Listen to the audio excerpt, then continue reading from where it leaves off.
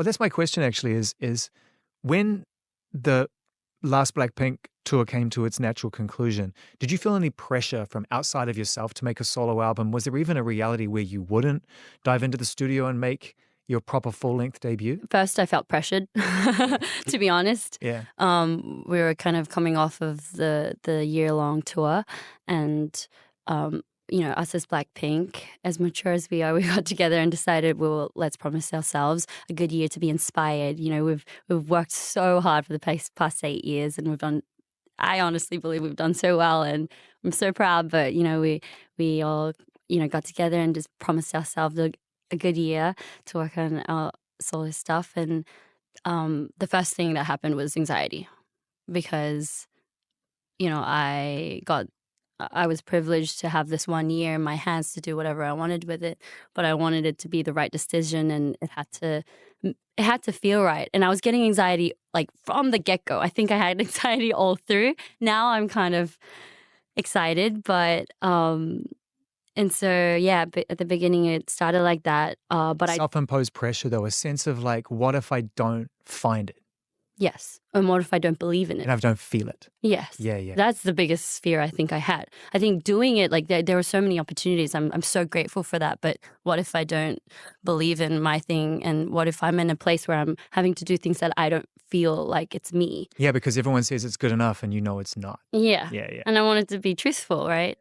And so, but I just went, okay, I'm just going to start it. Like I have not really ever been in like the building process of an album before, but a start is everything, as they say. So let's starting start and ending, starting and ending. It. Everything in the middle is a joy, and you can do it in front of nobody if you really want to. But you got to start it. You got to make a commitment to yourself, and then you got to be able to finish it. Yeah. So I threw myself in, and I remember telling my co-writers and producers, I was like, I'm so anxious. And they're like, why are you so anxious? And they have guided me through this process so much, and I'm so grateful.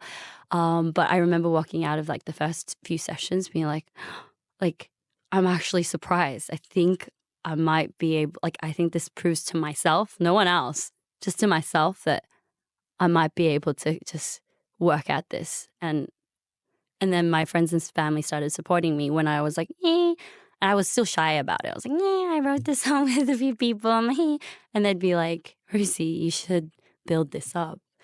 And I doubted myself even still, but they were like, just do it. Just go at it. Just go back to LA. Just fly back, book the hotel, get an Airbnb, just go and do it. And I did it. And I stuck to it for a few months.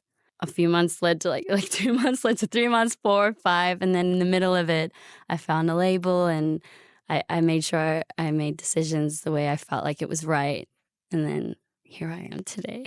Congratulations. Thank you. I mean, we can't take it for granted that just because you're in a successful collaborative experience with your friends and you have had enormous success, I think we see that and we equate that to confidence. But you're right, it's different when you've got to find your own voice and figure out. Also, having a voice that you've got to be collaborative in a band, right? You've got to figure out, when do I turn my voice on and when do I turn it off or turn it down or be a part of the group?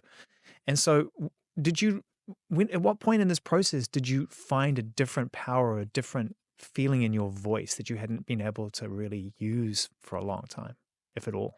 I think at the very beginning, it was still a little hard because, again, like I said, I was kind of pushing through confidence. Like I had people in the room who they probably listen to good music all the time and record amazing musicians all the time. So I had a little bit of confidence to push through.